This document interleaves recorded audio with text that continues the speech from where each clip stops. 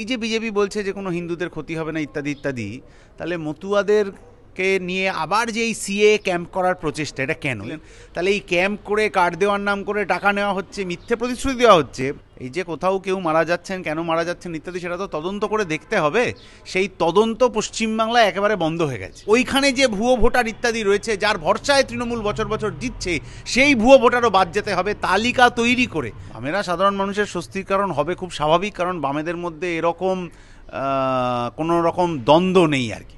অভিজিৎবাবু কি ভরসায় গেছিলেন, তারপর কি হচ্ছে না, জহর সরকারকে দেখে শিখুন।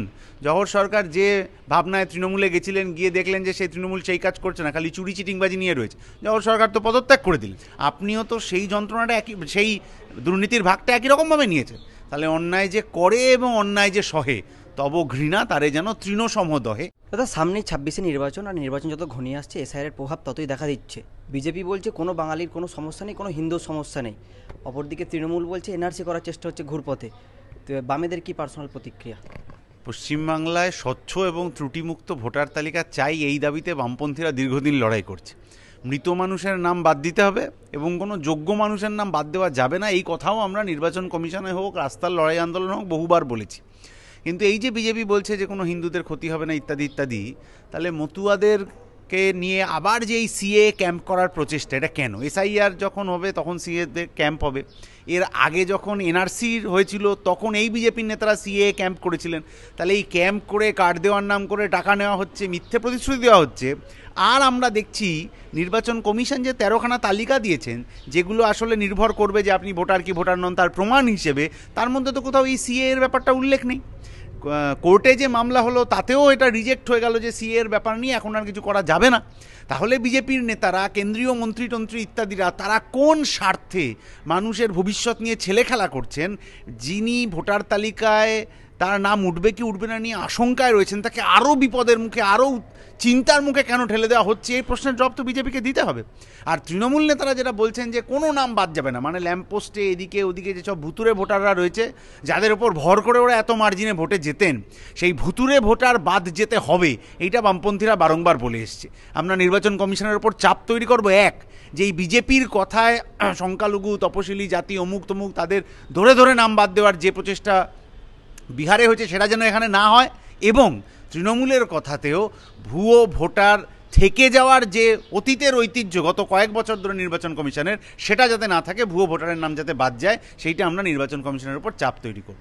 দাদা, আমরা এসআইআর প্রক্রিয়ায় একাধিক জায়গায় শুনতে পাচ্ছি মানুষের মরে যাওয়ার কথা বা মারা যাওয়ার কথা। মৃত্যু সত্যি শোকের, কিন্তু প্রশ্ন হচ্ছে একাধিক জায়গায় যে মৃত্যুর খবর হচ্ছে, সত্যিই কি এসআইআর আতঙ্কে এগুলো মারা যাচ্ছে? সঠিক করে তদন্ত হচ্ছে না তো।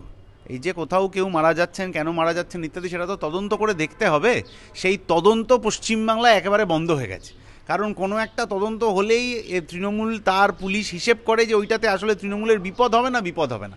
কোনো একটা কেসে অপরাধী গ্রেপ্তার হয়ে যায়, কিন্তু যে কেসে তৃণমূলের নেতা মাথা যুক্ত, সেইখানে অপরাধীদের গ্রেপ্তার ছেড়ে দিন, তাদের জিজ্ঞাসাবাদ পর্যন্ত করা হয়ে ওঠে না।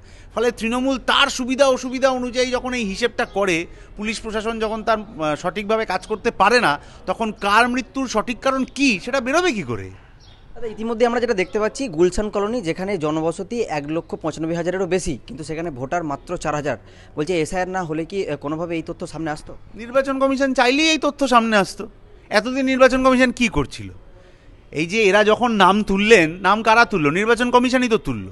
তাহলে তখনই যে এরা ভুয়ো নাম বা এদের নামের কোনো গণ্ডগোল আছে কি নেই, এই তথ্য নির্বাচন কমিশন কেন বার করেনি? দ্বিতীয় কথা হচ্ছে যে বিজেপির নেতারা বলুন, তৃণমূলের নেতারা বলুন, যা যা প্রচার করছেন, বিজেপি রোহিঙ্গা টোহিঙ্গা ইত্যাদি বলছেন, তো তাহলে সেই রোহিঙ্গা খুঁজে পাওয়া গেছে যেখানে বিজেপি নেতারা জানেন, থানায় একটা এফআইআর কেন করেন? আর বিদেশ থেকে যারা এখানে চলে আসছে, বিএসএফ ইত্যাদিকে ফাঁকি দিয়ে, কেন্দ্রীয় নিরাপত্তা এজেন্সি, তার ইন্টেলিজেন্স, সবটাকে ফাঁকি দিয়ে তারা চলে আসতে পারছে কি করে, এটা যেমন দেখতে হবে, তেমনি ওইখানে যে ভুয়ো ভোটার ইত্যাদি রয়েছে, যার ভরসায় তৃণমূল বছর বছর জিতছে, সেই ভুয়ো ভোটারও বাদ যেতে হবে তালিকা তৈরি করে। বামপন্থী কর্মীরা পাড়ায় পাড়ায় এই রকম ভুয়ো ভোটারদের তালিকা তৈরি করে সেটা নির্বাচন কমিশনের কাছে দিচ্ছেন, যাতে গত কয়েক বছর ধরে যে ভোটার লিস্টটা ত্রুটিযুক্ত হয়েছিল সেইটা স্বচ্ছ হয়।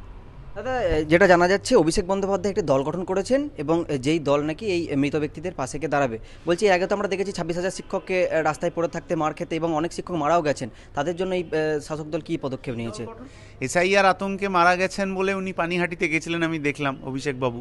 তা অভিষেকবাবু পানিহাটিতে অভয়ার বাড়িতে কেন গিয়ে উঠতে পারলেন না, এটা বুঝতে পারলাম না। তো এসআইআর আতঙ্কে যারা মারা গিয়েছেন বলে দাবি করেছেন তাদের পাশে দাঁড়াচ্ছেন, খুব ভালো। কিন্তু চাকরি চাইতে গিয়ে যারা মারা গেলেন, তারপর আনিস খান যে খুন হলো, সুদীপ্ত খুন হলো, এদের পাশে তো তৃণমূল গিয়ে দাঁড়াচ্ছে না। ফলে পাশে দাঁড়ানোটা যদি কোনো ক্ষুদ্র স্বার্থ অনুযায়ী হয়, তাহলে পশ্চিমবাংলার মানুষ তাদের ক্ষমা করবে না। দাদা, 26 নির্বাচনের পূর্বে বিজেপির অস্বস্তির কারণ হয়ে দাঁড়িয়েছে প্রধানত যে বক্তব্য, সেটা হচ্ছে অভিজিৎ গঙ্গোপাধ্যায়ের বক্তব্য, এবং আমরা দেখতে পাচ্ছি তৃণমূলের ক্ষেত্রে হুমায়ুন কবিরের দল ত্যাগ। বলছি, তবে কি সাধারণ মানুষের স্বস্তির কারণ বামেরা হতে চলেছে? বামেরা সাধারণ মানুষের স্বস্তির কারণ হবে, খুব স্বাভাবিক, কারণ বামেদের মধ্যে এরকম কোনো রকম দ্বন্দ্ব নেই আর কি। অভিজিৎবাবু কি ভরসায় গেছিলেন, তারপর কি হচ্ছে না, তাহলে উনি পদত্যাগ করছেন না কেন বিজেপি থেকে? যে আমি যে স্বপ্ন দেখে এসেছিলাম, বিজেপি যেটা করতে পারছি না, আমি পদত্যাগ করছি। জহর সরকারকে দেখে শিখুন। জহর সরকার যে ভাবনায় তৃণমূলে গেছিলেন, গিয়ে দেখলেন যে সেই তৃণমূল সেই কাজ করছে না, খালি চুরি চিটিংবাজি নিয়ে রয়েছে। জহর সরকার তো পদত্যাগ করে দিলেন। এই রকম মানসিকতার মানুষ তৈরি হতে হবে। আর ভোটের আগে এরকম অনেক নেতাদের মনমরা হয়, গোসা হয়, মুখভার হয়, ঘরে ঢুকে খিল দিয়ে বসে থাকেন। ওগুলো হচ্ছে পরের বার টিকিট নেওয়ার কারণের জন্য। যখন চুরি হচ্ছিল তখন কোনো প্রতিবাদ করিনি, এখন আবার বিধানসভায় টিকিট পাবো কি পাবো না সেই সময় এসে আমি প্রতিবাদ করছি যে আমি দল খুলে সবাইকে হচ্ছে যে দুর্নীতির কথা বলে দেবো। তাহলে এতদিন যখন দুর্নীতি হচ্ছিল তখন চুপ করে বসেছিলেন, মানে আপনিও তো সেই যন্ত্রণাটা একই, সেই দুর্নীতির ভাগটা একই রকমভাবে নিয়েছেন। তাহলে অন্যায় যে করে এবং অন্যায় যে সহে, তব ঘৃণা তারে যেন তৃণসম দহে, এই কথাটা ওই নেতাদের মাথায় রাখতে হবে। একদম শেষ প্রশ্ন, এসআইআর নথির কথা বলা হচ্ছে, আমরা তো দেখেছি এই রাজ্যে একাধিক জায়গায় আলোকে পৌঁছায়নি, অনেক মানুষের শিক্ষা নেই, নিজেদের বাড়ি নেই, বাসস্থান নেই, প্লাবিত এলাকায় সেখানে ভেসে যায় প্রত্যেক বছর। তাহলে সেক্ষেত্রে তারা নথি দেখাবে কি করে? এই কথা আমরা নির্বাচন কমিশনকে বারংবার জিজ্ঞেস করেছি, যে মানুষ গঙ্গা পদ্মা ভাঙনের জন্য আজ এপার কাল ওপারে গিয়ে থাকছেন, যে মানুষ ওই যে বিভিন্ন জায়গায় বাড়ি ঘরদোর পুড়ে গিয়ে তার বই খাতা ডকুমেন্ট সব চলে গেল, তার জন্য নির্বাচন কমিশন কি করবে, তার জন্য কি আলাদা ব্যবস্থা করবে? নির্বাচন কমিশন এখন অবধি সেগুলো কিছু ঘোষণা করেনি। ফলে যা ফর্ম এসছে, যা জমা পড়বে সেই অনুযায়ী হবে।